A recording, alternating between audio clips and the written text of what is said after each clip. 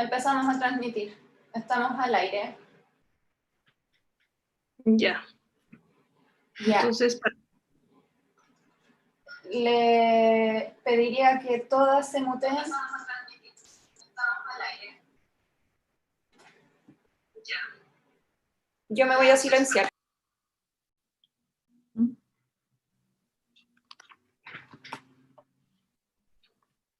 Hola, Sole, ya están en YouTube, se ven bien, chao.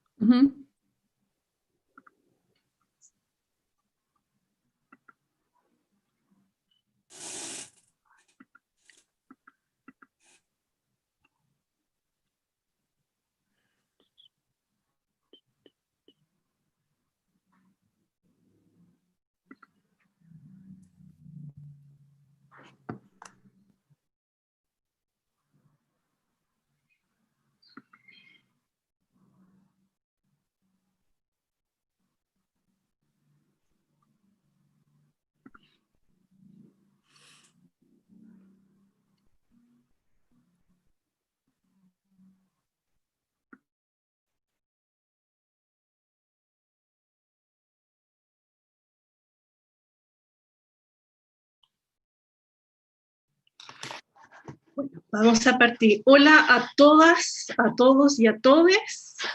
Un saludo a la distancia. Espero que todos estén muy bien. Vamos a dar inicio a la charla de Miguel Launer en el contexto del Día del Patrimonio. Miguel fue quien dirigió la rehabilitación de la casona que actualmente alberga el Museo de la Solidaridad Salvador Allende, una casona que constituye un patrimonio tanto por su edificación como por sus historias y memorias, algunas memorias bien siniestras y otras más agradables, como la maravillosa colección que reúne el museo. La casona, antes de ser remodelada, fue ocupada como cuartel de la Central Nacional de Información, la policía secreta, durante la dictadura. Por eso es que Miguel ha titulado su presentación Entre el horror y la belleza, el patrimonio de 475. De esos lados oscuros, como también de los encantos de la casona, es lo que nos hablará hoy. Antes de presentar a Miguel y darle la palabra, también me gustaría contarles que esta charla la hemos coorganizado con la Escuela Barrial de República, un espacio de encuentro y formación autogestionada, libre y gratuita, quienes colectivamente han impulsado varias actividades con actores relevantes sobre temas contingentes a nivel nacional y local. Andrea Troc, de la escuela, me acompañará en la moderación de las preguntas al finalizar la presentación de Miguel. Así que agradecemos a la Escuela Barrial, a Andrea, como también a los vecinos y vecinas que se han conectado para esta charla, particularmente a los integrantes del Comité de Patrimonio del Barrio República. Para poder hacer sus preguntas, pueden enviarnos mediante el chat durante la presentación que realizará Miguel o al finalizar esta charla, cuando demos un espacio para que puedan hacer distintas preguntas con micrófono abierto. Sin embargo, para generar una mayor conexión, digamos, con la presentación del propio Miguel, les agradecemos mucho que puedan silenciar sus micrófonos. Por último, quisiera también comentarles que este es el inicio de actividades en línea que está realizando el museo y que al final de la charla nos gustaría compartirles una encuesta de satisfacción para que puedan también darnos a conocer sus apreciaciones acerca de cómo recibieron esta charla y también para nosotros poder ir mejorando el diseño de nuestras actividades. Entonces, bueno, con esto quisiera introducir a Miguel. Esta es una breve biografía que no da justicia a toda su trayectoria. Digamos, Miguel es un Quijote real, no de novela. Y bueno, esta síntesis va así. Miguel Launer es uno de los arquitectos más destacados de Chile. Es Premio Nacional de Arquitectura 2019, fue director ejecutivo de la Corporación de Mejoramiento Urbano designado directamente por Salvador Allende. Fue detenido y apresado en la isla Dawson, en el campo de concentración de Ritoque y en el centro de detención Tres Álamos. Fue exiliado en Dinamarca hasta 1984 y regresa a Santiago y se desempeña como presidente de ICAL, el Instituto de Ciencias Alejandro Lipschutz, y como director del taller de vivienda social. Entre su trayectoria social ha publicado sus memorias de sus detenciones como del barrio Mata, Portugal.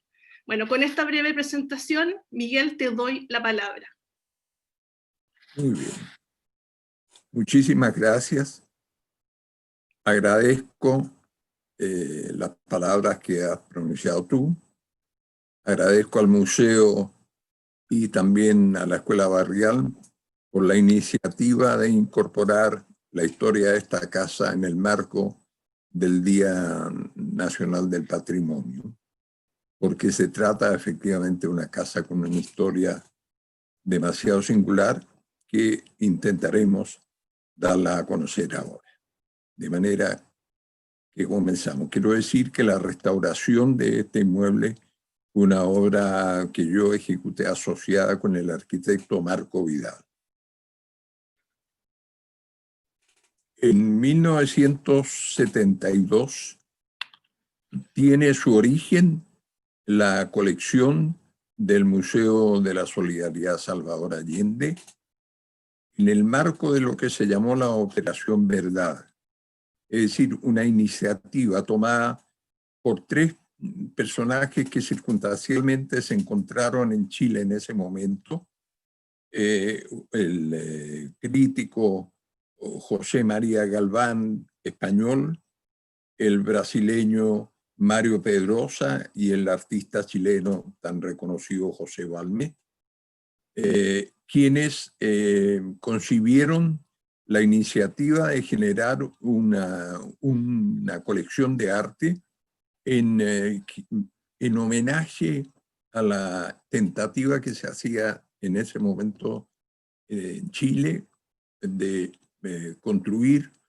una sociedad más justa por una vía, construir el socialismo por una vía pacífica.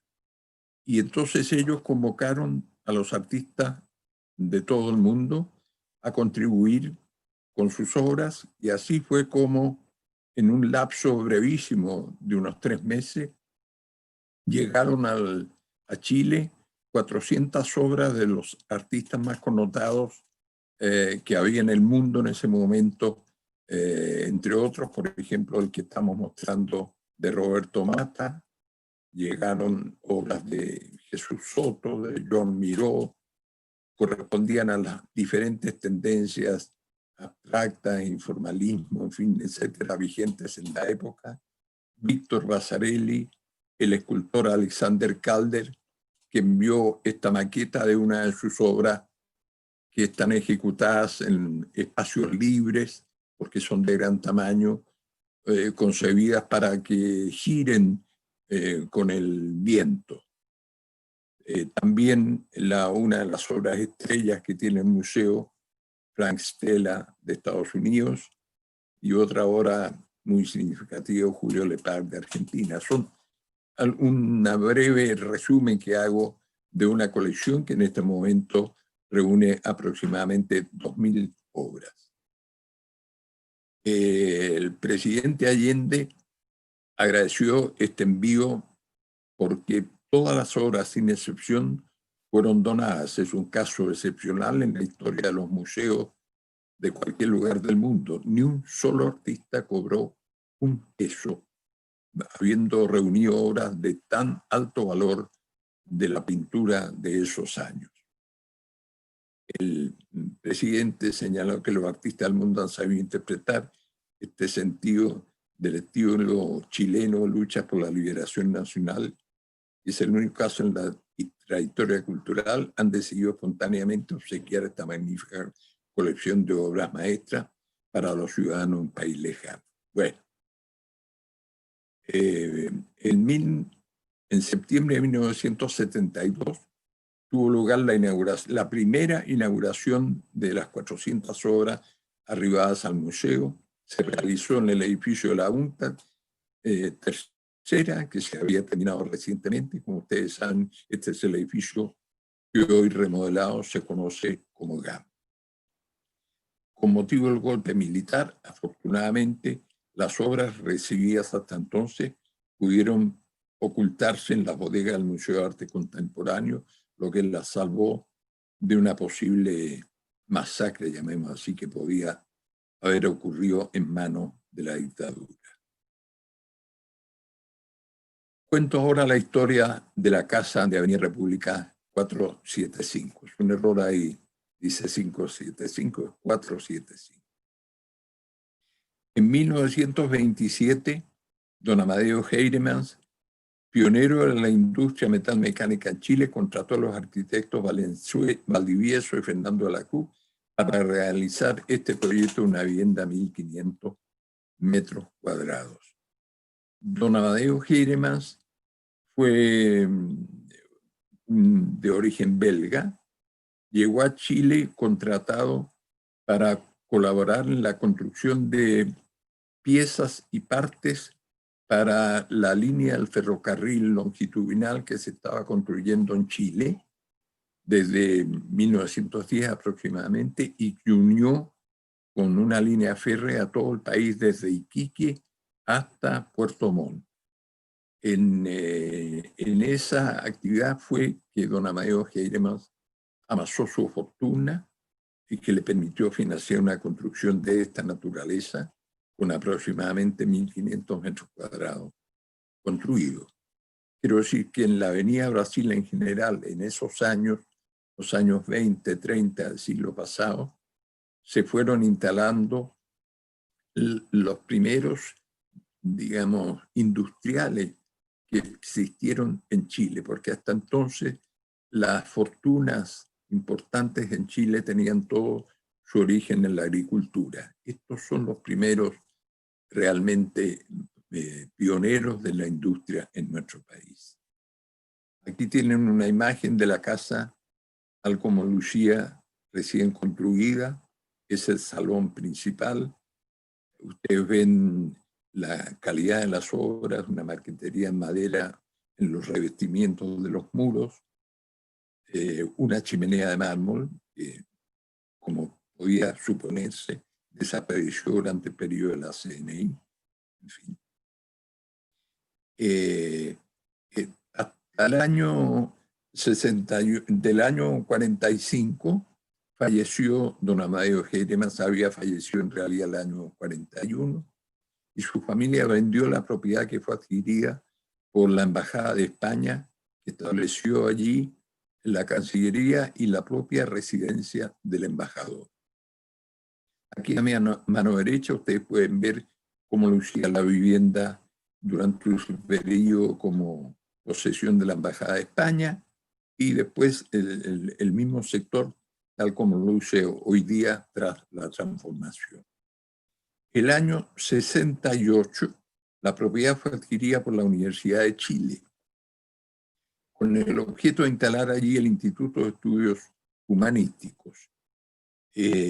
Y esto logró sobrevivir aproximadamente 3 años después del golpe militar como propiedad de la Universidad de Chile. Instaló allí el Instituto de Estudios Humanísticos y, curiosamente, fue designado después del golpe de Estado como director de este instituto nada menos que nuestro distinguido poeta Nicanor Parra. El año 76, la CNI toma posesión de este inmueble, así como tomó posesión de 7 otros inmuebles próximos en la Avenida República, todos ellos de un alto valor patrimonial.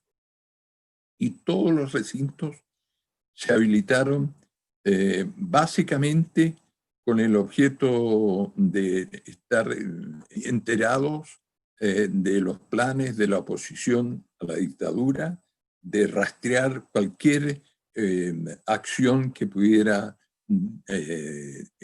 tender a debilitar el poderío que la dictadura había establecido en todo el país. La particularidad es que en el piso sótano se instaló una central telefónica capaz de intervenir todos los teléfonos de Chile, donde fuera que fuera. Al lado izquierdo se ven los dos directores que hubo de la CNI. Arriba, el general Otlanier Mena, y más abajo Humberto Gordon, quien dirigió esto hasta el fin de la dictadura. Aquí están las imágenes de las otras propiedades de las cuales la CNI se apropió en ese momento. Curiosamente, todas de un alto valor patrimonial, algunas de las cuales pertenecían ya a la Universidad de Chile como complemento de sus actividades que tenía en la sede que está ubicada en República, esquina de Toesca, la que se ve aquí a la izquierda abajo, que se utilizaron estas otras viviendas como pensionados o para instalar algunos institutos dependientes de esta escuela. Una de ellas en particular, la que se ve aquí al extremo superior derecho, fue un sitio aliazo en el cual la CNI construyó un policlínico para ser usado por sus propias fuerzas y que sobrevivió hasta más o menos el periodo en que restauramos la vivienda. Aquí hay otras dos propiedades de las cuales se apropió la CNI, que están ubicadas en la Avenida República, en la cuadra siguiente, que tienen la particularidad que fueron proyectadas por uno de los arquitectos más afamados en la historia de Chile, don Josué Smith Solar, quien ejecutó obras en Chile desde los años 20 hasta mediados de los años 40. La que ustedes ven al extremo izquierdo es la que don Josué construyó para él mismo y la al lado derecho para algunos de sus familiares. Quiero recordarles que don José Smith Solar fue el autor de los edificios para la Universidad Federico Santa María en Valparaíso, también de las graderías del Club Hípico que están relativamente próximos a la Avenida República, y su última gran obra significativa fue la construcción del Hotel Carrera, que actualmente, como ustedes saben, alberga el Ministerio de Relaciones Exteriores de Chile. Aquí hay una imagen para contar cómo durante un periodo tan prolongado en este país, la CNI fue capaz de ultrajar, yo diría, un barrio completo, impidiendo su normal desarrollo. Aquí hay un letrero que advierte marcha lenta, zona militar. Esto fue establecido como una zona militar. Aquí a la izquierda ven otro letrero que advierte los buses tenían prohibición de detenerse en este lugar, tenían que seguir de largo. Y este otro que ustedes ven a la derecha, prohibido tomar fotos. Es decir, toda una militarización de un barrio admirable que significó verdaderamente un drama. Y aunque parezca increíble, esta situación se prolongó hasta que, quiero decir que al término de la dictadura, el edificio fue heredado por la Dirección de Inteligencia del Ejército, es decir, pasó a ser propiedad del Ejército de Chile, no solo de este edificio, sino las 7 otras propiedades que yo les he mencionado. Y hasta aquí el 2001, es decir, 10 años, 11 años después de haber terminado la dictadura, el gobierno de Chile llegó finalmente a un acuerdo con el Ejército que le transfirió todas las propiedades de las cuales se había adueñado inmediatamente después del golpe de Estado y las transfirió al Ministerio de Bienes Nacionales. No digamos gratuitamente como debió haber sido, sino que el Estado de Chile debió negociar y entregar propiedades, por ejemplo, terrenos en el desierto de Atacama o en la zona de Aysén, con el objeto de restituir estos bienes que habían sido simplemente robados, apropiados por el ejército. Hasta que el 2004, una vez que Bienes Nacionales recibió todas estas propiedades, las transfirió al Serviu, que las puso en venta, y la Fundación Salvador Allende adquirió el inmueble de Avenida República 475 a fin de instalar el Museo de la Solidaridad. Aquí están los planos. Un momentito que voy a buscar opciones. Un puntero láser. Voy a mostrar brevemente los planos del edificio. Esta es la planta del primer piso. La Avenida República está aquí. El ingreso al edificio se produce por una escalinata que sube hasta el primer piso, que está elevado para dar cabida abajo a un piso zócalo. Y el edificio cuenta además de un segundo piso y una mansarda. La construcción original ocupaba el espacio que yo estoy indicando aquí, perdón, hasta acá. Y lo nuevo que nosotros hicimos es este cuerpo que ustedes ven al extremo izquierdo, más un ascensor que instalamos aquí con el objeto de otorgar accesibilidad universal a todo el edificio. Eso se permitió sobre la base de crear una circulación a través de los jardines que va siguiendo este trayecto, baja mediante una rampa aquí hasta que accede al piso zócalo y las personas minusválidas pueden tomar el ascensor o quien sea discapacitado y tiene acceso a este nivel zócalo, al primer piso y al segundo piso. La casa tenía una escalera principal, que es esta que estoy señalando acá, para subir a las habitaciones del segundo piso, y esta otra que ustedes ven aquí, que era una escalera de servicio. En esos años así se ocupaba. Para mantener esta casa debe haber habido un cuerpo de 5 o 6 personal de servicio que alojaba al interior del edificio, porque hay un patio más o menos amplio aquí a la izquierda, al final del cual había un cuerpo donde alojaba el personal de servicio. Y esta escalera da acceso a todos los pisos, desde el piso zócalo hasta la mansarda.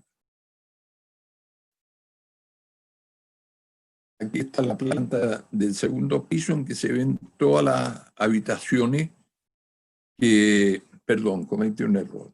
En el primer piso es importante señalar que aquí se ingresa, están las informaciones, la boletería, en fin, etcétera, y el hall principal está señalado como memorial dedicado al presidente Allende. Enseguida, todo este otro sector también está dedicado a la memoria del presidente, conforme a una concepción museográfica que concibió aquí un cilindro en plástico con un movimiento cinético iluminado con rayo láser, que desafortunadamente después se ha eliminado. Acá una muy interesante solución llamada el muro o sala de las voces, que más adelante explicaré el detalle. Y aquí la sala del presidente, donde se conservan los pocos objetos personales del presidente que se lograron sobrevivir. El resto ya viene a ser exhibición del museo. La planta del segundo piso está dedicada por completo a las salas de exhibición del museo y da acceso además a una terraza que estaba destinada a la exhibición de las esculturas que forman parte de la colección. Aquí se ve la existencia del ascensor que permite ingresar directamente hasta este recinto. Quiero decirles que esta sala en particular fue la que ocupó el director de la CNI durante todo su periodo. Era bastante siniestra cuando nosotros llegamos en su aspecto, y esta sala lateral había sido transformada en un baño personal para el director. Aquí está el piso mansarda, al cual se accede solo a través de la escalera de servicio. Originalmente en la casa tuvo bastante poco uso. Yo alcancé a conversar con el hijo de don Amado Heiremans, don Eugenio Heiremans, que dirigió durante muchos años la Mutual de Seguridad en este país, un empresario que me contaba que en realidad cuando niños poco uso le dieron a esta mansarda. En el proyecto nuestro, nosotros la recuperamos con un espacio digno que constituye una sala de reuniones significativa para actividades culturales en general, y toda esta ala que ustedes ven aquí es donde están todas las oficinas del Museo de la Solidaridad.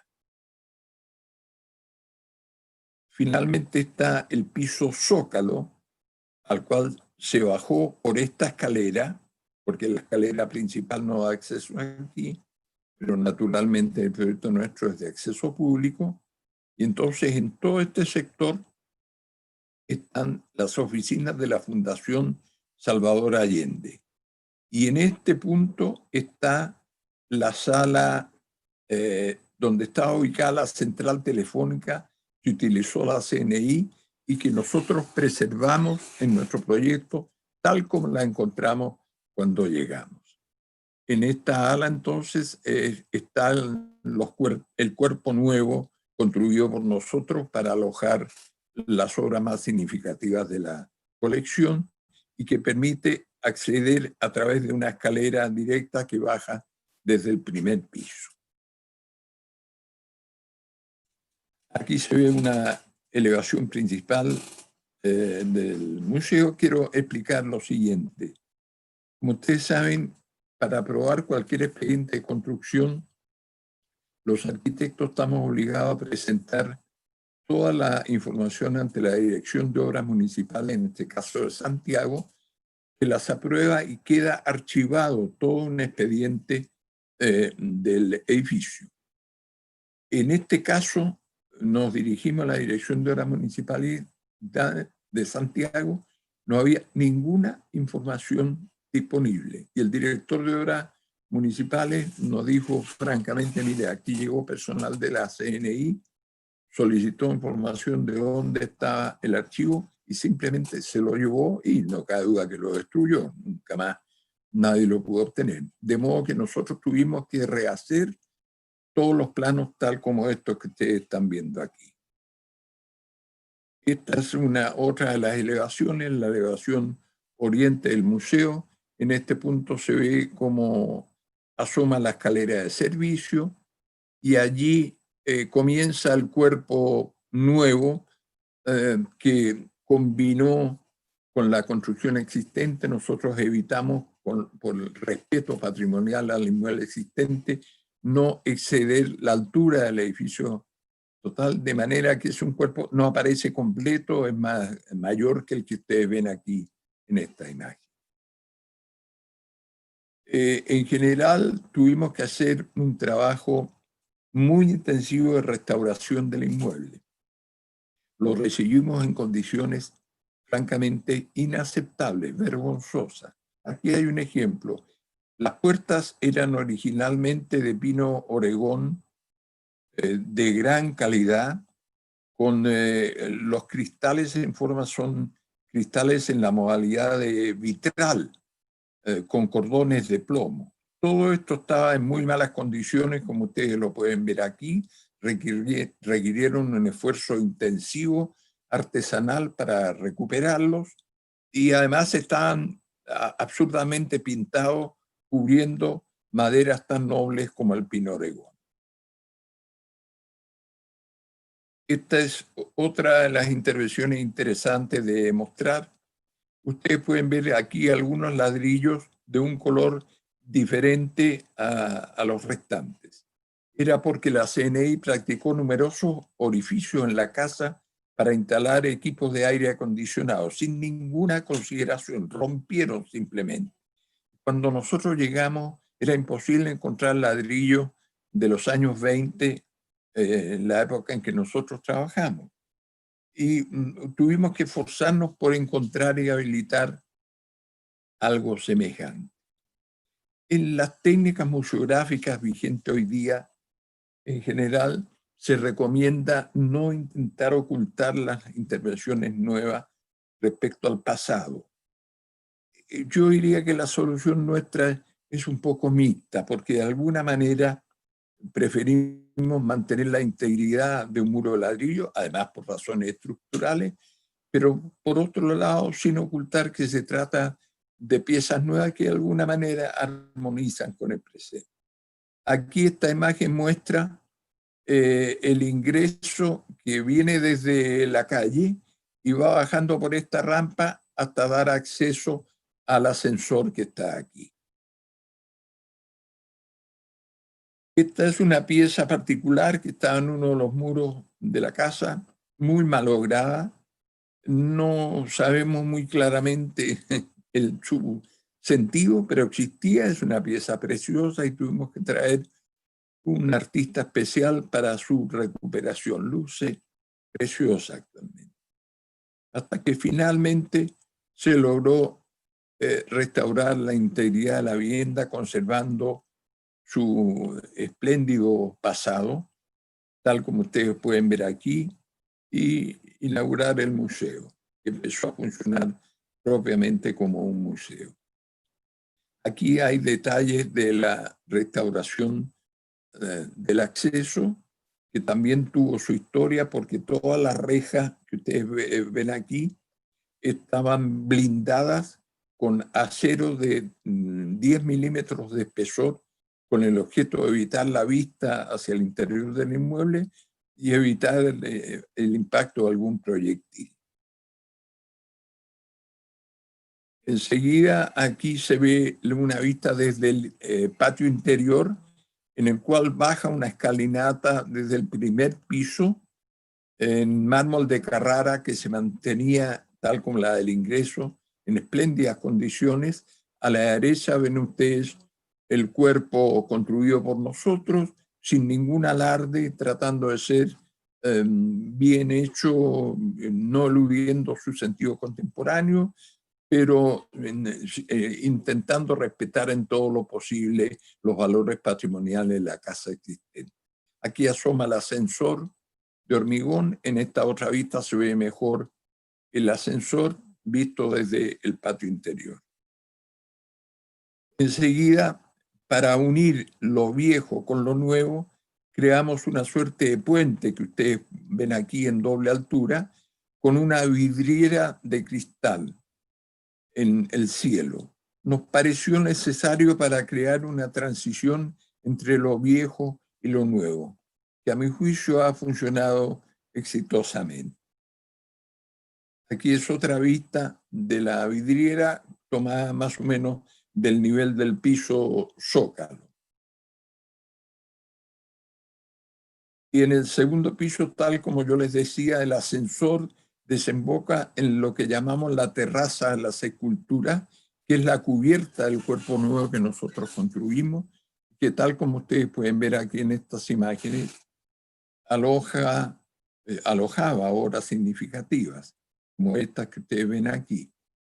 Por razones de seguridad, en los últimos años, el museo ha prescindido de utilizar esto como espacio para presentar las esculturas, lo que para nosotros, autores del proyecto, no nos gusta realmente, pero la vida es así y no se pueden eludir las circunstancias que van cambiando en la sociedad, que modifican los conceptos con los que originalmente esto se constituyó.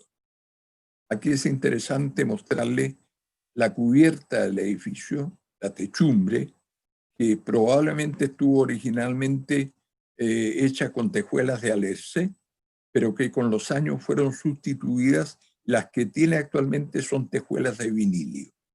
Es importante ver todas estas ventanas que ustedes ven aquí. Fue necesario restaurarlas en su totalidad, estaban imposibles, y son las que dan iluminación a los recintos de la fundación del museo, de las oficinas del Museo de la solidaridad.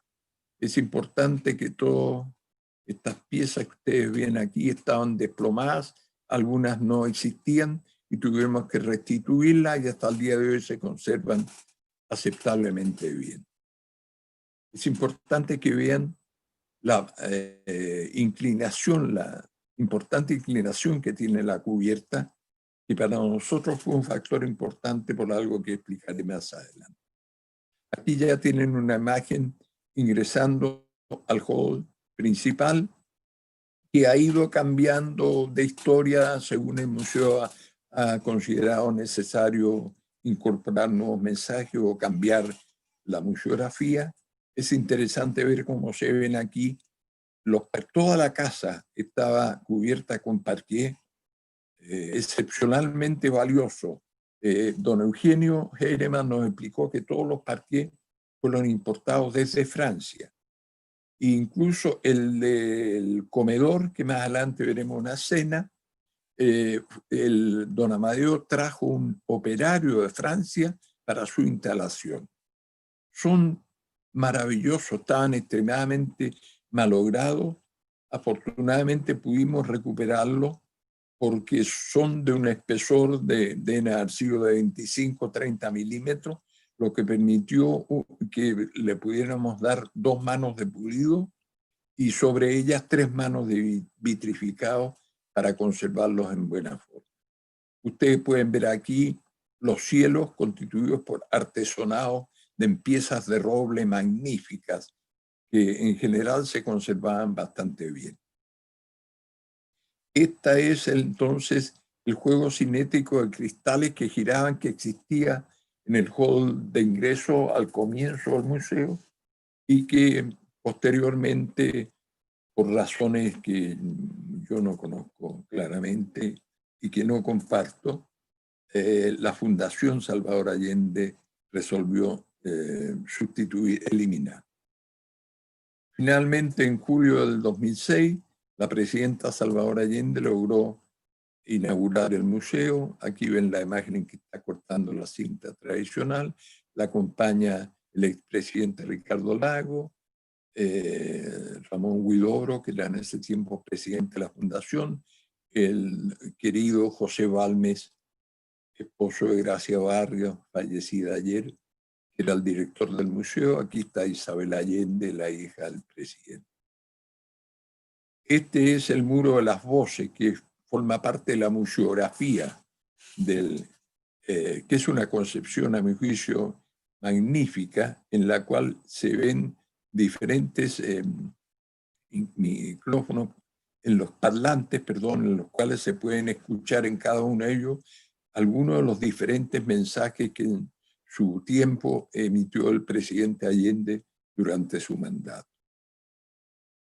Y enseguida aquí tenemos la sala del presidente, donde se exhiben los pocos objetos personales del presidente que lograron salvarse, su capa de médico cuando ejercía como tal.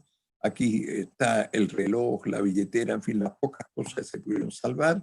Y en otro extremo está la banda presidencial que él usó durante su mandato. Quiero decir que mientras tenía lugar en ese día de la inauguración del museo, el pintor, el famoso muralista, el Mono González, pintó junto con algunos de sus ayudantes este mural que lo realizó mientras tenía lugar la ceremonia. O sea, en un par de horas hizo este mural, en donde se divisa el rostro del presidente con sus tradicionales anteojos que han pasado la historia y el pueblo, naturalmente, acompañándolo. Aquí se ven entonces otras de las salas de la exposición, en este caso las del segundo piso.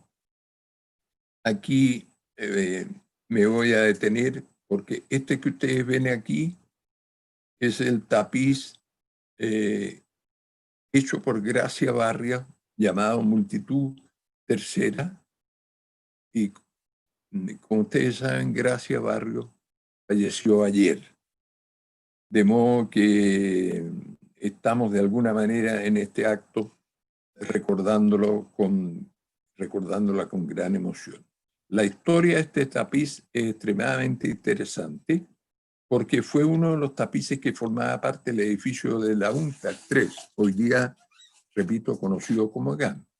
Y tal como ocurrió con la gran mayoría de las obras de arte de ese edificio, con posterioridad al golpe militar, todas ellas desaparecieron. Pasaron 30 años y un pintor descubrió en la caja prendaria este mural que había sido empeñado para alguien que nunca más concurrió a retirarlo. Y lo adquirió sin tener claro su origen. El crítico de arte y curador Justo Pastor Mellado lo ubicó en la casa de este pintor y dijo, pero sí, es el tapiz de la gracia que hizo para la UNCTAD. Y se pusieron de acuerdo para entregárselo a su autora. Y Justo Pastor llegó un día con el rollo, todo esto enrollado, a la casa del matrimonio Balme y Gracia Barrio, lo dejó en la puerta de la casa ubicada en Ñuñoa, tocó el timbre y se escondió detrás de un árbol. Apareció justamente la Gracia, que tropezó con este rollo insólito que se encontraba allí, llamó al Pepe, y entre ambos, un poco absolutamente sorprendidos, empezaron a desenrollarlo y se encuentran con que era el mural el tapiz maravilloso, la barra de la gloria, de la gracia, perdón, que había desaparecido 30 años antes. Se abrazaron con Justo Pastor Mellado, bueno, y eso permitió recuperarlo, y hoy ese tapiz forma parte de la colección del Museo Salvador Allende. Otras salas de exposiciones en diferentes niveles. Esto es interesante, es la sala que está en el piso Zócalo del Cuerpo Nuevo, al cual se accede por esta escalera. También es el piso Zócalo mirado desde el interior, y este es una rampita que baja para tener acceso a esta sala que está en el piso Zócalo. Es interesante mostrar cómo nosotros en el Cuerpo Nuevo mantuvimos el pavimento en parqué con el objeto de armonizar con lo que tenía la casa existente. Ya no era fácil en esos años encontrar parqué en este país porque es un capítulo que prácticamente ha desaparecido. Y utilizamos con muchos recintos o espacios que hubo que demoler en la casa, particularmente el cuerpo de servicio que había atrás, pero construido con maderas muy nobles. Bueno, reciclamos esas maderas y toda esta escalera que ustedes ven aquí fue ejecutada con las maderas recicladas de estas construcciones. También este banco que ustedes ven aquí, que es el mismo que se replica acá. Igualmente los parqués del puente que une, no, de la rampa que baja hacia la sala de exposición del piso Zócalo. Aquí estamos mostrando entonces la mansarda, que también tiene su historia muy singular, porque tal como dijo don Eugenio, mientras la casa vivió, prácticamente no hubo ninguna actividad. Era un lugar donde subían, según él, cuando niño de repente a corretear, a juguetear. Bueno, cuando llegamos nosotros, este cielo estaba totalmente la techumbre, perdón, estaba totalmente cubierta por un cielo. O sea, aquí había un cielo plano, miserable, hecho con planchas de cholguán, en no mejor estado. Y nuestra hipótesis era que, dada la inclinación de la cubierta, que construía el año 27, era indiscutible que tenía que haber sido construido con piezas nobles, porque en esos años solo se usaban maderas rojas en Chile para construir, o sea, roble, raulí y otros, en fin, etc. Y claro, empezamos a levantar el cielo, que estaba con unas planchas de cholguán miserable, y apareció esta maravilla que nos permitió enriquecer muchísimo este espacio con esta altura espléndida. Pero al desprender el cielo, comenzaron a caer unas láminas que contaban la historia de la CNI. Ya voy a explicar eso un poco más adelante. Pero es indiscutible que alguien del personal de la CNI ocultó estas láminas importantes porque muestran la estructura de la institución, su presupuesto, etcétera, con el objeto de que algún día alguien pudiera descubrirlas. Si no, es inexplicable que alguien haya ocultado eso allí. Ustedes pueden ver ahí la intensa actividad que desarrolla habitualmente en esta sala del piso mansarda. Quiero decir que la estructura está formada por estas piezas que son un poco insólitas. Son unas piezas metálicas forradas, revestidas en esta forma, que no coinciden ni armonizan con nada en la casa, pero que nosotros, por respeto a la historia del inmueble, decidimos conservar. Estaban en muy mal estado, nosotros las restauramos en la forma que ustedes pueden ver aquí. La imagen de la derecha muestra la calidad de la techumbre maravillosa existente. Todos los cielos son nuevos, los incorporamos nosotros. Aquí se ven algunas de las oficinas del Museo Salvador Allende, con todas estas ventanas, todas las cuales tuvimos que cambiar, sustituirlas por ventanas tipo Velux, que son abatibles y que han funcionado bastante bien, otorgando magnífica iluminación a estas oficinas. En el piso zócalo, a su vez, están, como les expliqué anteriormente, las oficinas de la Fundación Salvador Allende. Ustedes pueden ver en este rincón, también la Fundación mantiene un escritorio que perteneció al presidente en alguna época de su mandato, y hay algunos de sus objetos personales, una máquina de escribir antigua que él usó, este bastidor que ustedes ven aquí para Agüero, en fin, etcétera, y naturalmente toda la documentación que ha ido recogiendo la Fundación, una biblioteca con actividad que se realiza a menudo con grupos escolares que vienen a investigar la vida y obra del presidente. Bueno, ahora llegamos al cuerpo que les expliqué, la central telefónica, ubicada en el piso zócalo y que nosotros mantuvimos tal cual. Ustedes pueden, está un poco más limpia, claro, no íbamos a dejar el chiquero tal cual.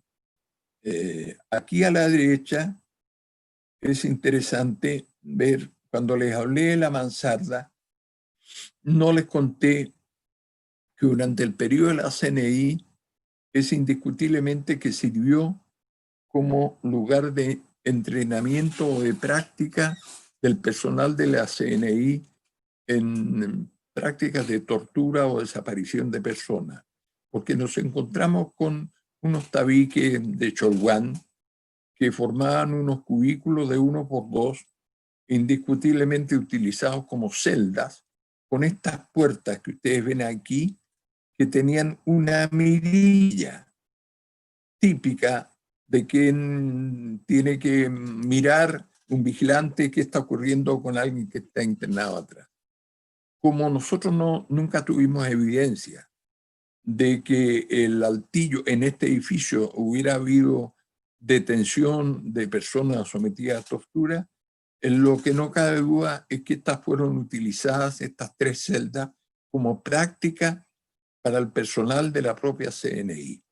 Más aún, delante de estos 3 cabinas en la mansarda, repito, había un espejo que nosotros trasladamos, este que estoy mostrando aquí, hacia el piso zócalo.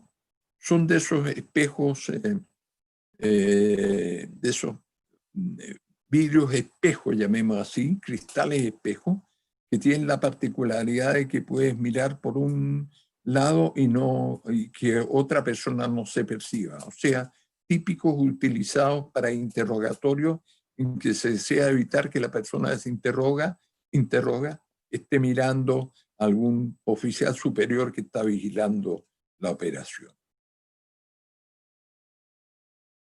Esta es otra escena de la central telefónica. Yo quiero decir que expertos que nosotros invitamos la estudiaron y llegaron a la convicción de que era capaz de intervenir teléfonos simultáneamente a lo largo de todo Chile. Es decir, cosa que fue un alarde tecnológico en esos años, porque en Chile no existía tecnología para hacer eso. Yo les añado que todos los recintos de ese piso Zócalo estaban, curiosamente, cuando nosotros llegamos a verlos, cada una de las salas tenía 5, 6 interruptores, lo que es una situación insólita porque jamás en Chile en esos años se construyó un recinto dotándolo además de un enchufe. Bueno, la única deducción posible es que delante de cada uno de esos enchufes estaba instalado un escritorio con alguien que estaba con una grabación, escuchando, interviniendo teléfono. Y esto ocurría en 4 de las salas del piso Zócalo, en cada una de las cuales había 6 enchufes. En consecuencia, simultáneamente pudo haber habido 24 de estos agentes escuchando simultáneamente conversaciones a lo largo de todo Chile. Es una brutalidad, francamente, inconcebible. Aquí volvemos un poco atrás, estamos nuevamente en el piso mansarda. Aquí se ve el cielo ya descubierto, parte de él, y es el momento en que hemos descubierto que han caído estas láminas. Y aquí ha llegado personal de la PDI a recoger todo el material.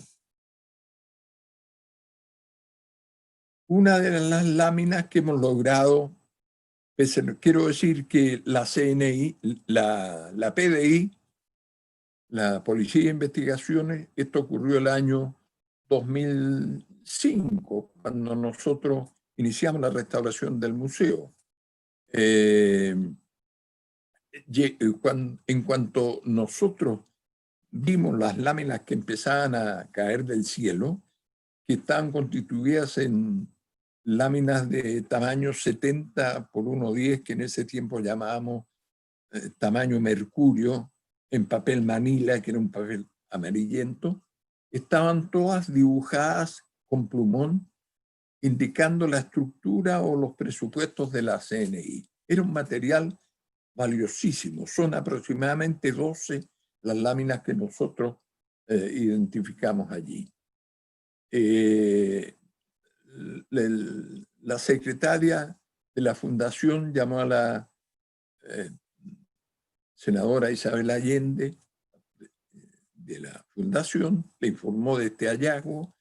Ella llamó al secretario general de gobierno de ese tiempo, quien envió al personal de la PDI, que llegó rápidamente en una actitud inconcebible, como si fuéramos delincuentes, alejándonos para todos lados y tomando declaraciones y llevándose finalmente todo lo que se había recogido, incluido estas láminas, más algunos archivos que también comenzamos a descubrir en otros lugares de la mansarda. Uno muy significativo, muy importante, porque era un directorio de teléfonos de Arica a Magallanes, de todas las instituciones significativas de cada ciudad. La universidad tal, la tienda Falabella, el hospital clínico, la escuela pública número tal, etcétera. Y en cada una de ellas había una clave y un número telefónico.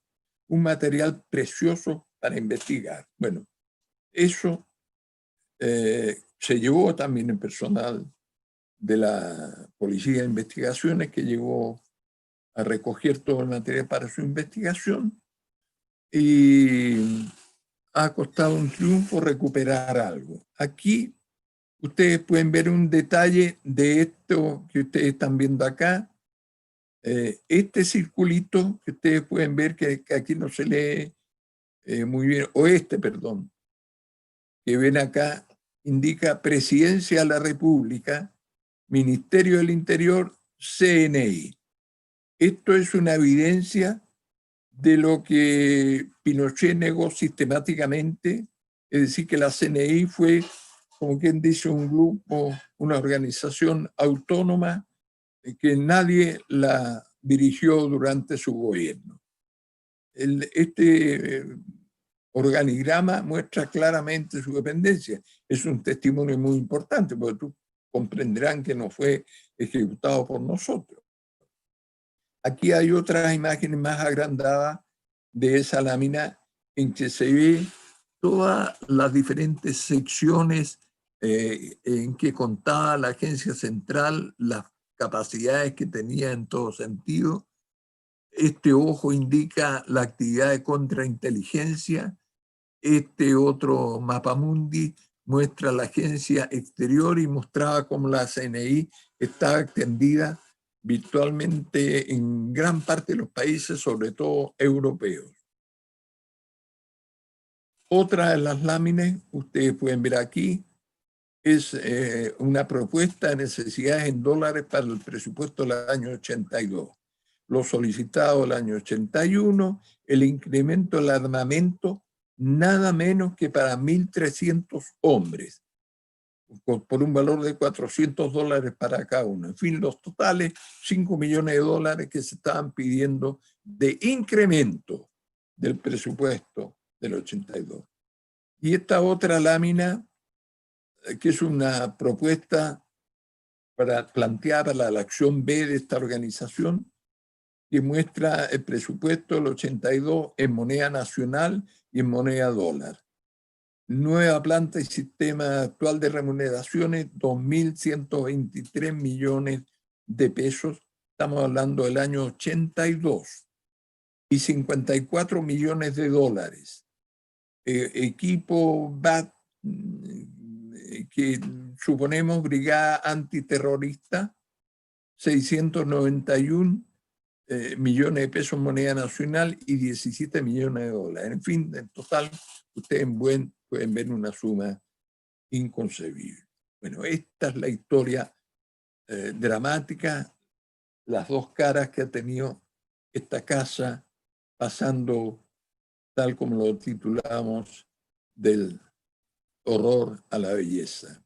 Aquí es interesante, un poco finalizando, después de grandes esfuerzos del año 2005, librados en conjunto con Londres 38, oficiamos al gobierno de Chile pidiendo información definitiva sobre todo este material que nunca ha sido entregado ni expuesto.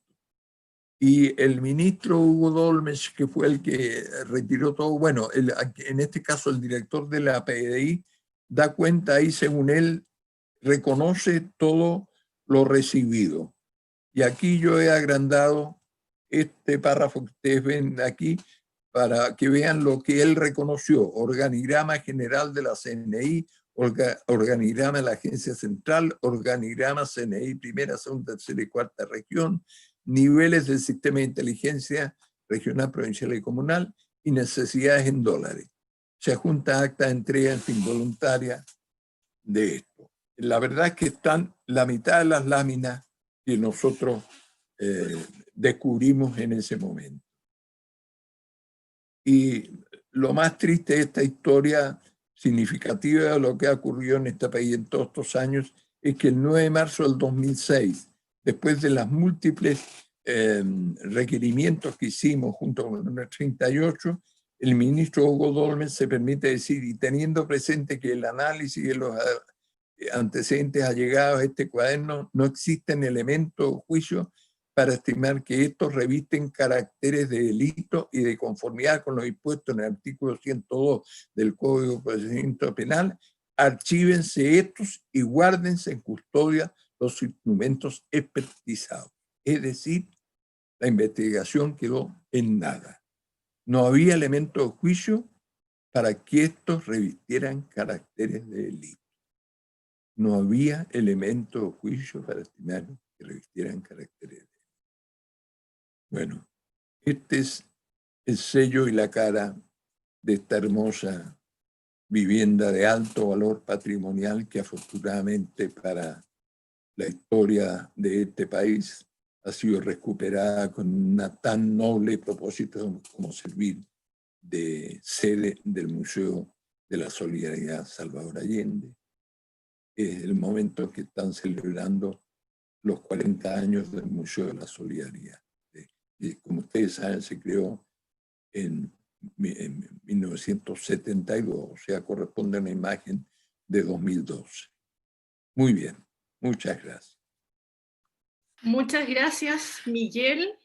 Muchas gracias por tu presentación, que nos has revelado muchas historias de la trayectoria de esta casona, con sus transformaciones, con los detalles, con un sinnúmero de también secretos ocultos y de historias irresueltas recientes, ¿no? Hay varias preguntas que ya están haciendo varias personas y entonces quisiera transmitirte parte de esas preguntas. Una de esas preguntas tiene que ver cómo o en qué situación se encontraba la casa en el momento en que ustedes empezaron a trabajar en ella. O sea, cómo la encontraron esta casa, en qué situación. Y por otra parte, frente a cómo estaba la situación de la casa, cómo tomaron las decisiones para, por una parte, recuperar y restaurar la casona en su originalidad y, por otra parte, habilitar este espacio para un museo. Digamos, porque constantemente tú refieres a cómo generar ese equilibrio o esa armonía entre la historia de la propia casa y, por otra parte, su futura proyección. Claro. Bueno, debo decir en primer lugar que cuando nosotros ingresamos por primera vez al edificio, naturalmente no había instalaciones eléctricas, tuvimos que entrar con linterna para iluminarnos. La situación del edificio era dramática, uno podía confirmar su calidad indiscutible, pero tal como les expliqué, los pavimentos habían sufrido muchísimo, había varios muros simplemente perforados porque los equipos de aire acondicionado los habían retirado. Toda la rica quincallería de bronce que tiene que haber tenido la casa había sido extraída. O sea, la CNI se mandó a cambiar y además se robó todo lo que podía tener algún valor. Toda la cerradura, la quincallería habían desaparecido, las puertas estaban sin nada. Y lo mismo, se habían sustraído parte de las ventanas. Los pisos estaban en malas condiciones. En resumen, la casa se veía con mucho daño, pero sus méritos patrimoniales eran indiscutibles. Los muros perforados, tal como les dije, para instalar equipos de aire acondicionado. De manera que la decisión nuestra fue aconsejar a la Fundación que la casa era no solo perfectamente recuperable, sino que, dado su alto valor patrimonial, era una suerte de deber. Y allí sí hubo un esfuerzo por combinar varios requerimientos. Hay que, en primer lugar, tener presente que la Fundación la adquirió para instalar allí el museo. Ese es el principal objetivo. Esta casa no es un sitio de memoria, donde se recuerde solamente su historia como sede de la CNI.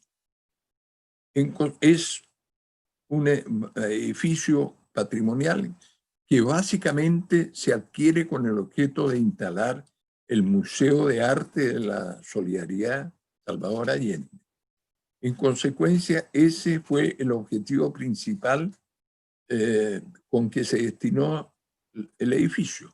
Pero por otra parte, también se destinaron recintos como memorial de la historia del presidente Allende Allende, que es absolutamente legítimo, porque durante su periodo fue que fue posible este milagro de que la mayoría de los mejores artistas de la época donaran al pueblo de Chile gratuitamente sus obras. Y finalmente también quisimos dejar testimonio del periodo negro que ocurrió durante su ocupación por la CNI, que lo redujimos a mantener la central telefónica. Fue una combinación que fuimos elaborando como arquitectos, discutiendo con el personal de la fundación, y a mi juicio el resultado es razonable. El edificio es fundamentalmente el Museo de la Solidaridad, pero con bastante honestidad mantiene las oficinas y el recuerdo, las oficinas de la Fundación Allende, el recuerdo del presidente y el testimonio del periodo negro de la CNI. Claro, o sea, va recuperando los distintos trayectorias y los distintos episodios también que ha tenido esta casa. Bueno, les comento que está disponible el chat también para levantar la mano si es que quieren hacerle alguna pregunta a Miguel. Otra pregunta que ha surgido es en torno a esas fotografías que presentaste del barrio, principalmente tomando esa focalización hacia la casa, en donde aparecen esos letreros de zonas militares. Sí. Y la pregunta que aparece es si esos letreros o esa zona militar, al momento en que ustedes empezaron a trabajar en la casa, se encontraban, o esas fotografías son de otro periodo. Es bien importante la pregunta y lamento haber olvidado su historia. Ocurre que circunstancialmente, no que yo lo hubiera querido, una empresa constructora, Ana Mías Hermanos, con la cual yo trabajaba como arquitecto, le ofrecieron en venta el terreno del policlínico de la CNI que yo mostré allí, que está ubicado en la esquina de Toesca con Avenida República, la esquina sur-oriente. El policlínico, tal como ustedes ven ahí, existía cuando le hicieron esta oferta la empresa Namia. Esto fue entre el año 2002 y el año 2003. En consecuencia, como arquitectos, nosotros concurrimos a visitar el lugar, incluso ingresamos al policlínico sin muchas dificultades, y yo empecé a tomar fotos, como ocurre con cada arquitecto cuando tiene que enfrentar una obra. Y estamos hablando del año 2004. Y se me acerca un hombre del ejército que sale del edificio donde actualmente es la Universidad de los Lagos, o sea, en la vereda enfrente del Museo de la Solidaridad de Salvador Allende, y me dice, está prohibido tomar fotos. ¿Y por qué está prohibido tomar fotos? Le digo yo. Bueno, porque está prohibido. Entonces me muestran los letreros, en los que yo francamente no había reparado. Había estado un buen rato allí y no me había dado cuenta que existían estos malditos letreros. Le dije, lo siento mucho, la dictadura se acabó hace muchos años y yo voy a tomar las fotos que quiera.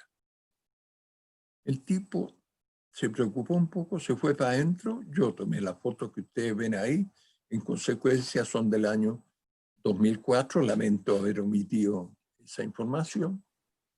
Y el tipo salió poco después en una actitud más apacible, o sea, no se atrevió a tomar ninguna represalia, pero caramba, estamos hablando del año 2004, la dictadura se acabó el año 90, 14 años después, el barrio Brasil era una zona militar.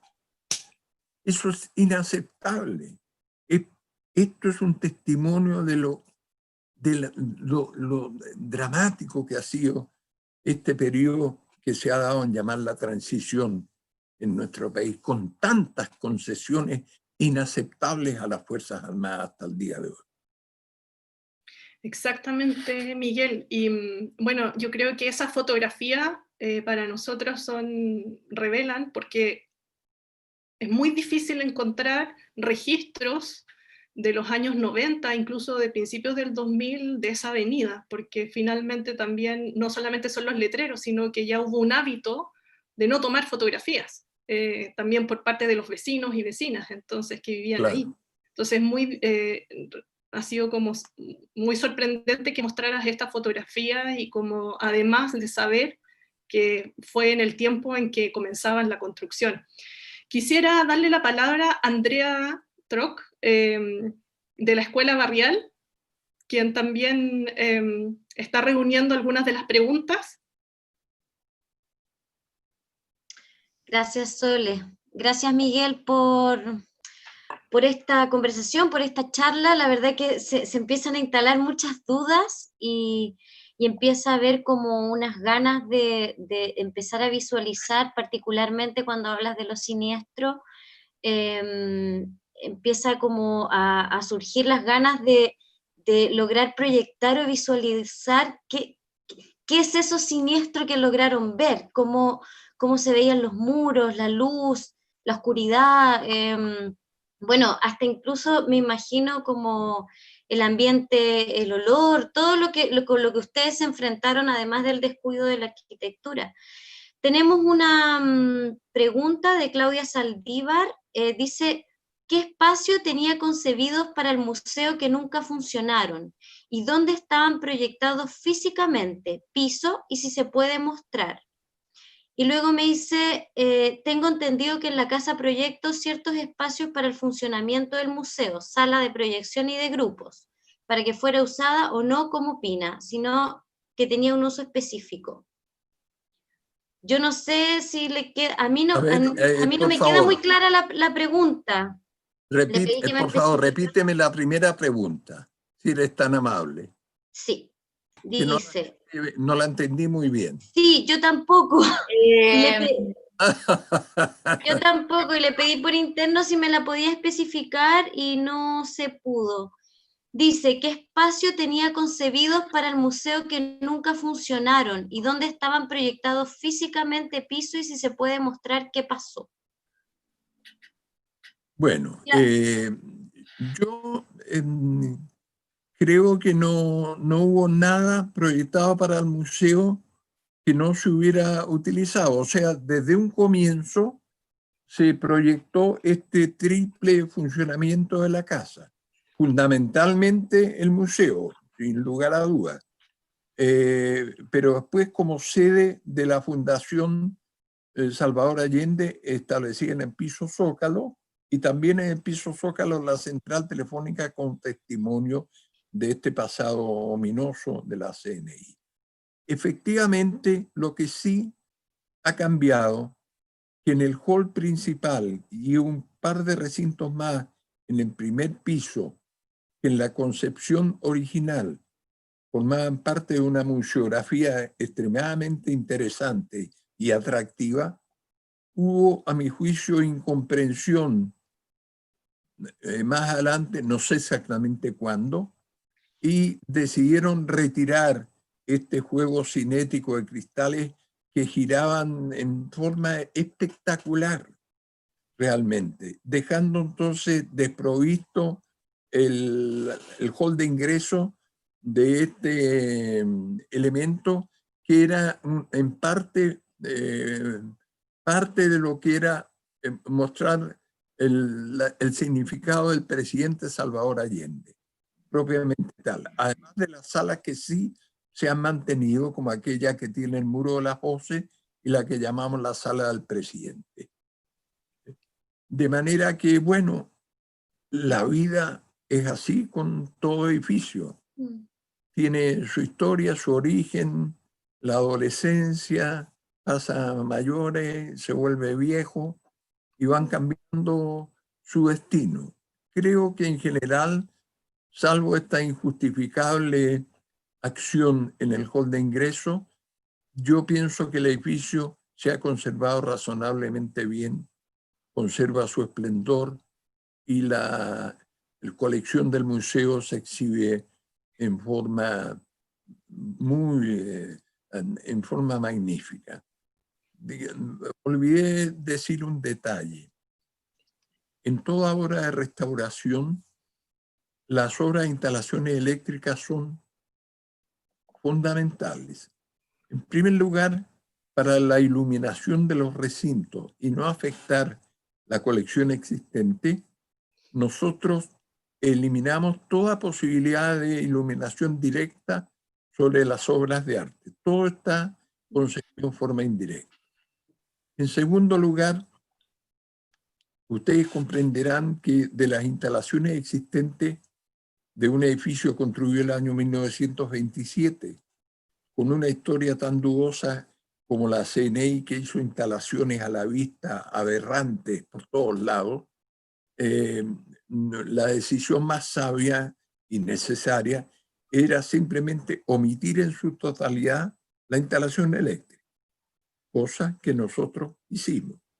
Pero el desafío en una obra patrimonial es cómo hace una nueva instalación eléctrica sin afectar al edificio, sin que queden a la vista. Y para eso hubo que hacer múltiples esfuerzos. Les cuento un ejemplo.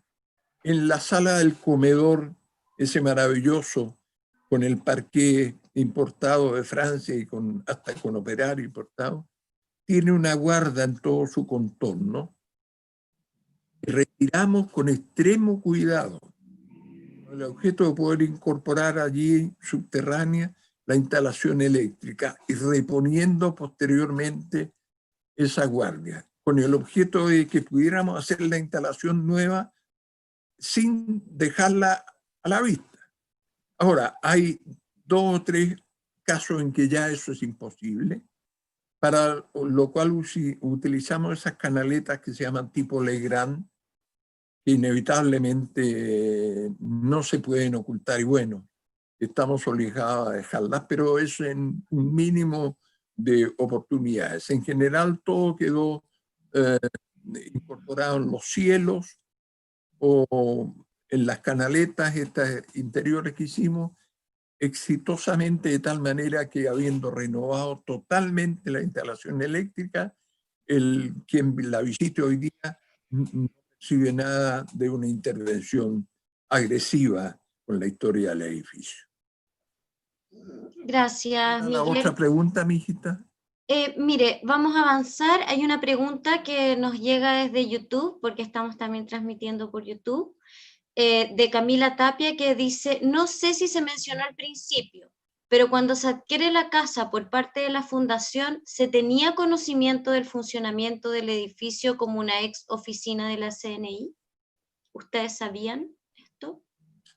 Sí, eso había pleno conocimiento, porque el propio gobierno, cuando rescató todas las propiedades y las puso en venta a cada una de las personas que se interesaron, naturalmente les entregó las escrituras respectivas, y aparecían todas ellas el Ejército de Chile como propietaria de todas las propiedades. En consecuencia, no era difícil conocer su origen. Por lo demás, durante el periodo que funcionó la CNI, algunas personas, digamos, llamemos de la oposición o democrática, por uno u otro motivo, en algunos casos fueron citados a comparecer ante el director de la CNI, que estaba instalado, como les digo, en el segundo piso, y en otros casos se las arreglaron para poder dialogar y tener algún ingreso a la vivienda, de modo que algunas historias de lo que allí había pasado se conocían. Y también conocimos al menos testimonio de 2 personas, cuyo nombre no puedo dar, que fueron llamados a interrogatorio discreto, digamos, sin ser sometidos a tortura, y otros que fueron citados por el propio general Humberto Gordon a prestar algún testimonio. En consecuencia, testimonios muchos había de que eso había sido la sede central de la CNI aquí en el país. llama la atención que en la calle República hayan habido tantas propiedades que hayan servido a la CNI y a los militares. Amaranta dice, hola, tengo una pregunta para Miguel. ¿Cómo fue para usted, me imagino que debe referirse al plano emocional, remodelar una casona que se tiñó por la oscuridad y violencia de la CNI? Bueno, yo quiero decir que fue una enorme satisfacción.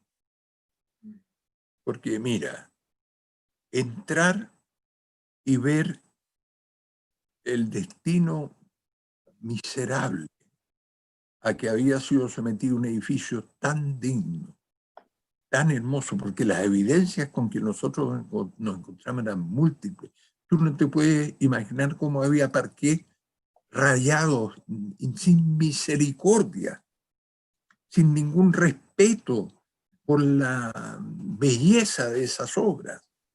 Los muros que estaban perforados sin piedad para instalar artefactos de aire acondicionado, en fin, etc.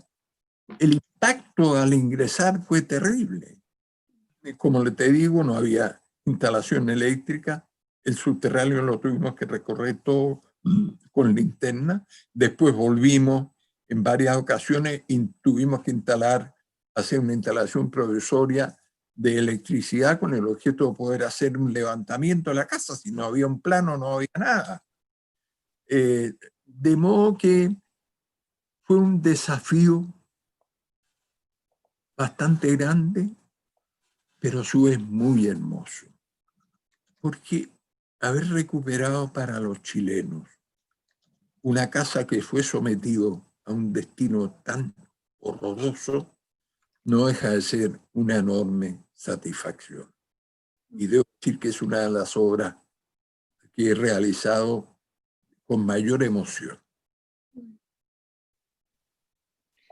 Gracias, Miguel. Justamente por esas satisfacciones quizás podríamos continuar con otras preguntas y también quizás ir cerrando también. Y esta es una pregunta que está más asociada a la actualidad, más bien en una reflexión amplia, y que tiene que ver con las intersecciones que tú podrías hacer simbólicas en torno al proyecto de gobierno de Salvador Allende, el museo actual, y las demandas que estallaron desde el 18 de octubre. Digamos, de qué manera, qué sentidos cobra para ti el museo y el proyecto.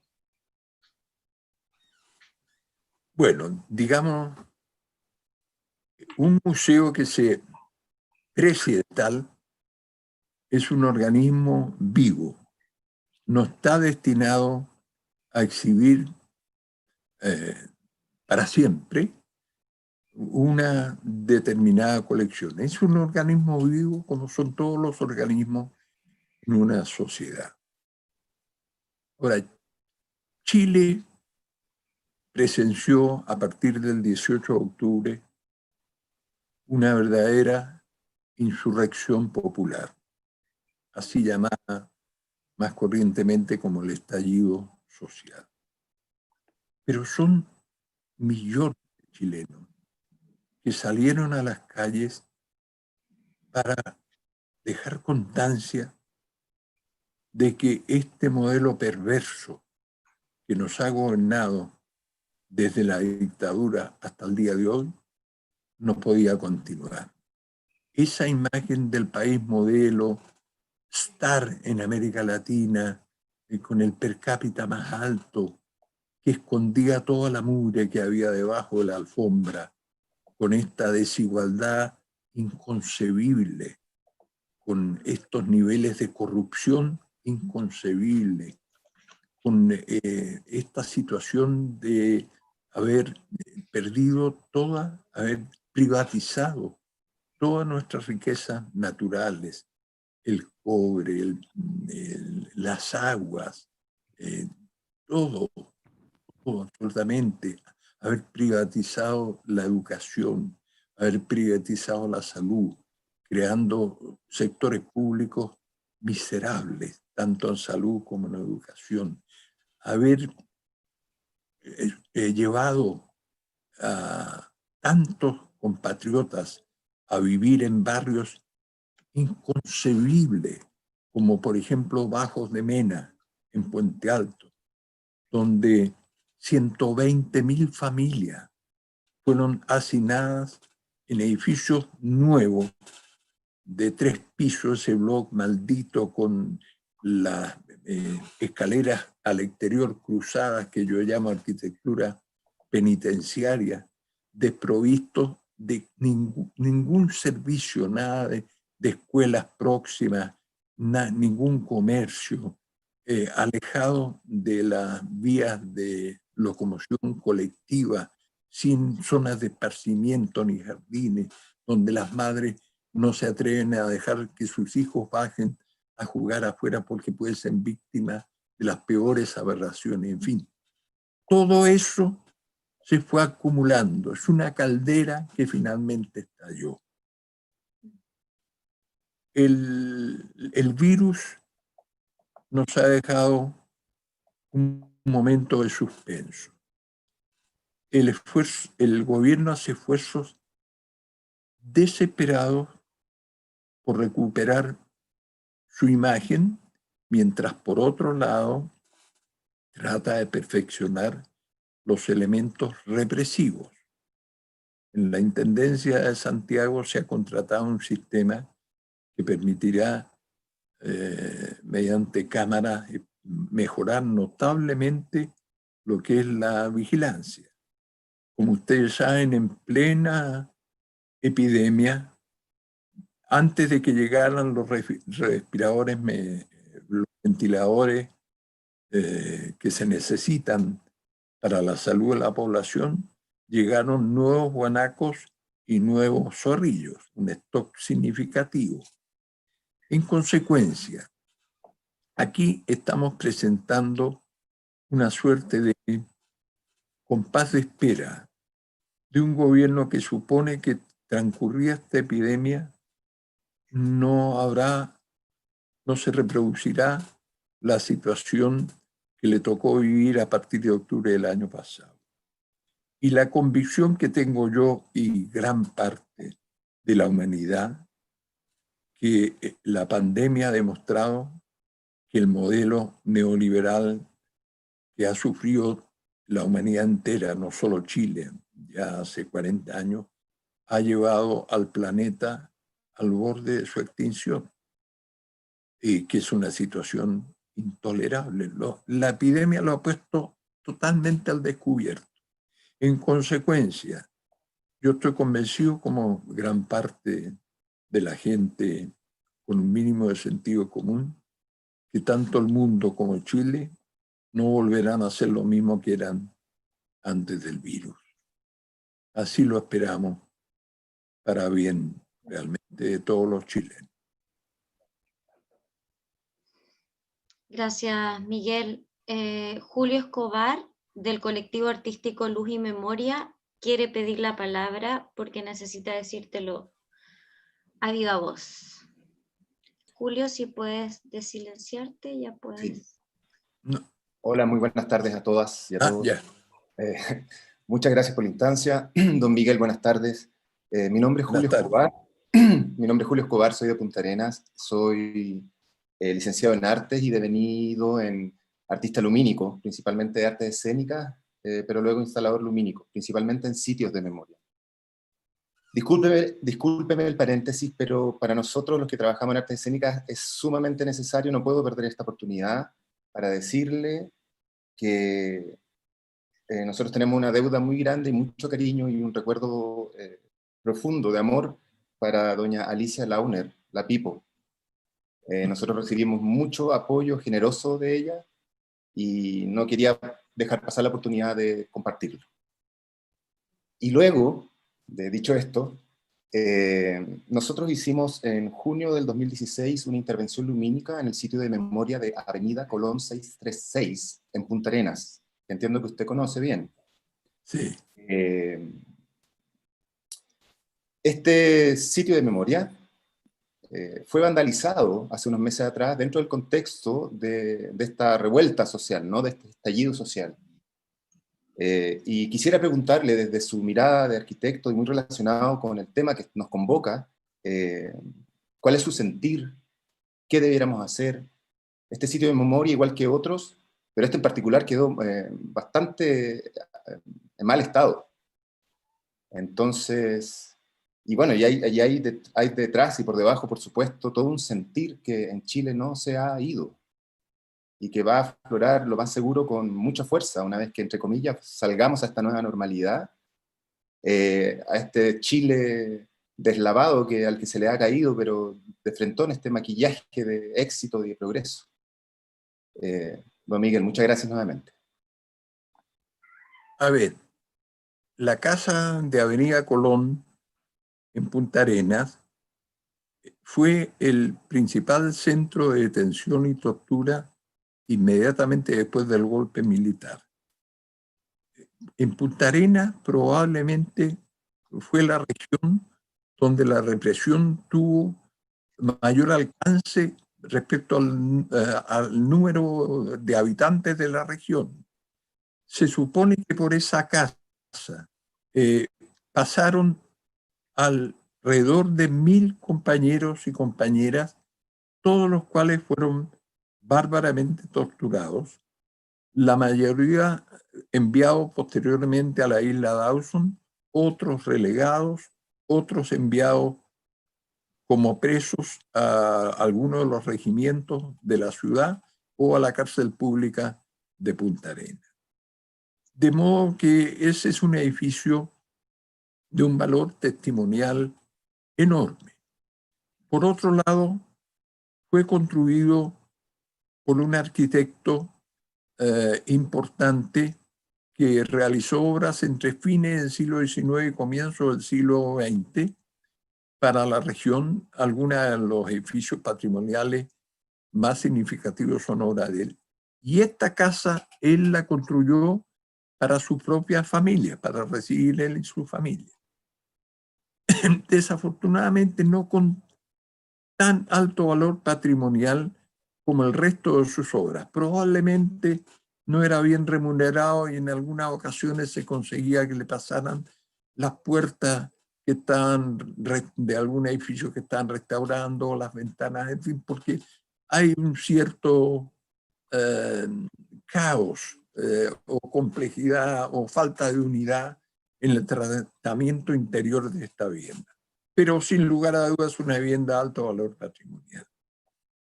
Y las circunstancias que hicieron que el gobierno convocara a un concurso, a una licitación para la restauración de esta casa, y la oficina nuestra, con marco el mismo con que restauramos la vivienda aquí en la Avenida República, nos presentamos y ganamos ese concurso.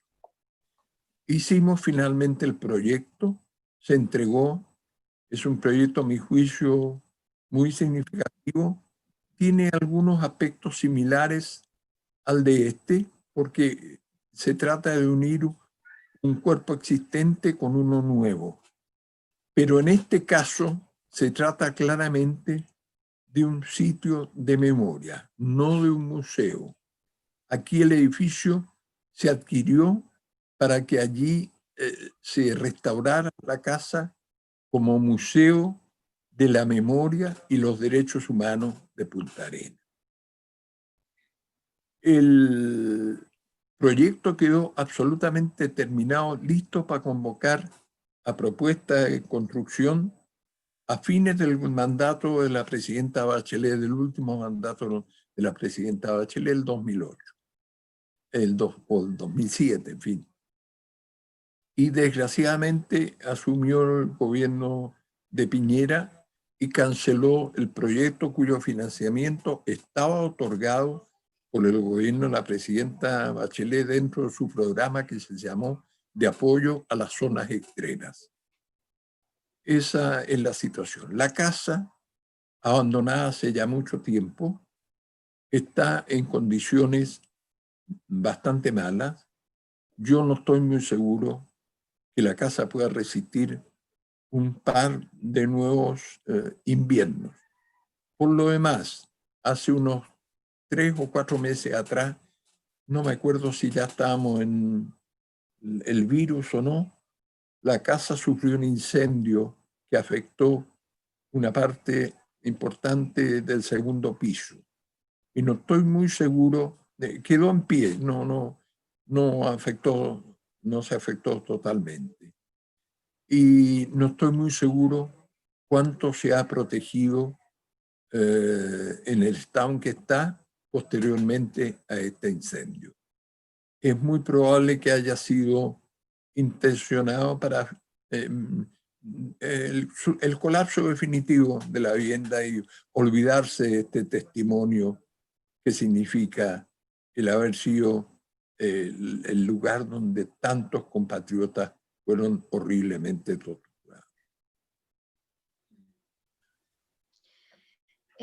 Miguel, vamos a dirigirnos hacia la última pregunta. El tiempo ha transcurrido veloz, no nos damos ni cuenta.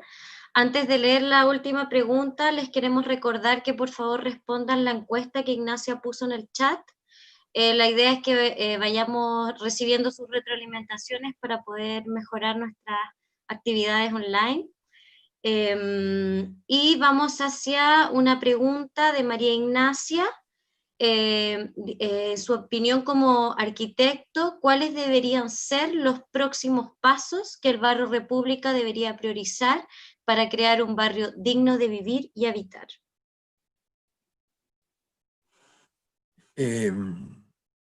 A mí me parece que el barrio tiene que sostener y apoyar los valores que tiene. Efectivamente, por desgracia, hace algunos años se hicieron unas intervenciones desafortunadas, sobre todo al comienzo, las primeras cuadras más próximas a la Alameda. Las intervenciones que hizo la Universidad Diego Portales, instalada allí, no fueron las mejores. Yo pienso que debió haberse respetado el patrimonio existente, sobre todo tratándose de una universidad, mejor de lo que se hizo. Y en otros casos no hubo ningún problema para simplemente demoler viviendas de valor patrimonial y levantar edificios convencionales sin ningún mérito bajo el punto de vista arquitectónico. Nosotros tenemos la obligación de conservar el barrio, la Avenida República, como una zona típica de alto valor patrimonial. No hay más de 2 o 3 ejemplos análogos en la ciudad y en Chile. Por lo tanto, lo que se ha conquistado hasta ahora hay que conservarlo. Y si es posible, de los valores patrimoniales que aún existen y que puedan correr el riesgo de ser intervenidos o demolidos definitivamente, hacer los máximos esfuerzos por evitarlo. Y enseguida a la casa, a la avenida, a mi juicio, hay que darle alguna animación pública al exterior, mayor de la que tiene habitualmente. Repito, es un espacio único en Chile. En el exterior, en los meses de verano, pudieran tener manifestaciones de todo tipo que contribuyeran a subrayar justamente el valor patrimonial de ese lugar. Es un tesoro que ustedes tienen la responsabilidad de conservar y mejorar. Bueno, eso es todo, chiquillas. Muchas gracias, Miguel. Gracias. Bueno, nos vamos con esa responsabilidad, una gran responsabilidad, pero claramente queremos tomar tus valores, tus conocimientos y tu memoria para que evidentemente queden para el futuro. Miguel, muchas gracias por tu presentación, gracias a todos los que se conectaron, a los vecinos, vecinas, Agradecer también, hay mensajes del Comité de Patrimonio del barrio que también agradecen tu presentación. Y bueno, contarles que esta charla va a quedar registrada dentro de la plataforma de YouTube del Museo de la Solidaridad Salvador Allende, así que para todos aquellos que se perdieron o que ustedes conozcan, que les podría interesar conocer más sobre la historia de esta casona y también sobre la historia de este barrio, lo pueden encontrar ahí en YouTube. Bueno, muchas gracias a todos y esperamos que nos volvamos a ver en un futuro. Gracias, Miguel. Chao. Gracias a todos. Que estén muy bien.